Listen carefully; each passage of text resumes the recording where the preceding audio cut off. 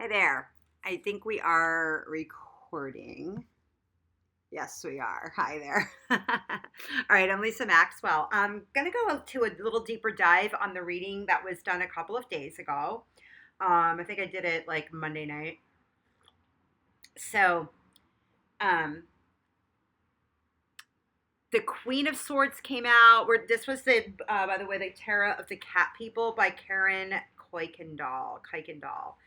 Um, the Queen of Swords came out, the Seven of Wands, and the Page of Swords.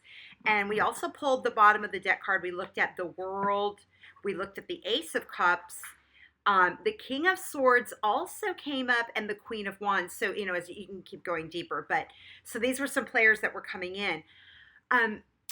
So I brought up, after I kind of reviewed the video, I don't edit my videos. So I did look at it later, though, and I had looked at, this Jaguar that was in the Page of Swords and the one that was in the Queen of Swords cups, and noticing, I didn't say specifically that this was clearly a more mature cat than what was showing up in the Page of Swords. What we talked about in the Page of Swords is that energy is energy that maybe it's messages, thought patterns, it's thought processes, it's truth. Swords are the sign of air, and so that air is going to be like clarity, truth. It's like this kind of truth that, there's no point in ignoring it. But how we respond to that was really was the theme of the reading, which is, you see both of these two women looking very regal, very composed. They're able to take this kind of energy and receive it and then respond to it. And I talked about how these two cats are actually asleep, and they're just like, okay, whatever, bro, I'm just going to kind of rest until this fray is over, and I'm going to stand in my truth. And that's really, the Seven of Wands was the central card of the reading, and that is a card of knowing your inner truth. It's knowing your inner passion, your purpose, where you're going with things. Seven is a number of spirituality. It's of being in touch with the inner wisdom.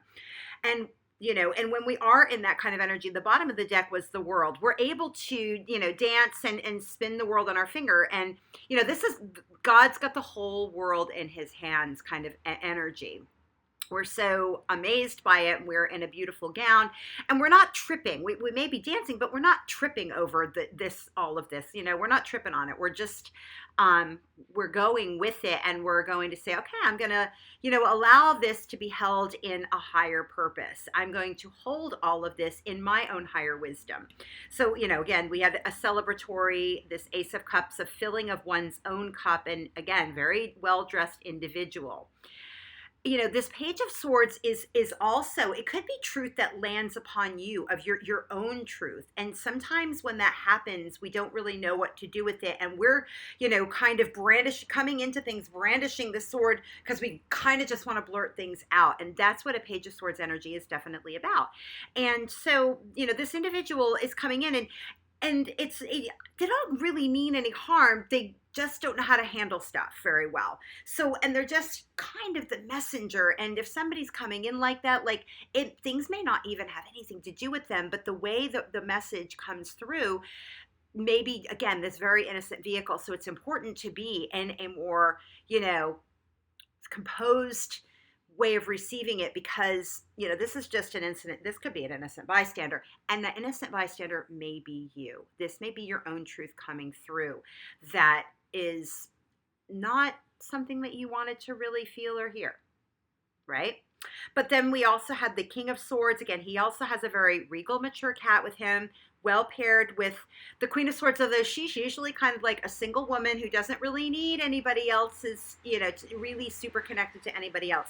And both of these have those three cats in the background. I talked about this in terms of making our decisions by committee, asking our emotional, our mental, and our physical selves. There's the three.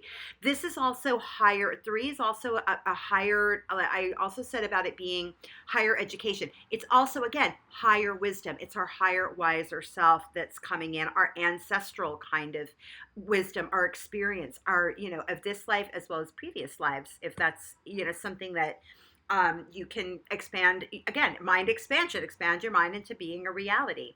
And the Queen of Wands was also here, and she's also a very nurturing person in terms of like passion and purpose.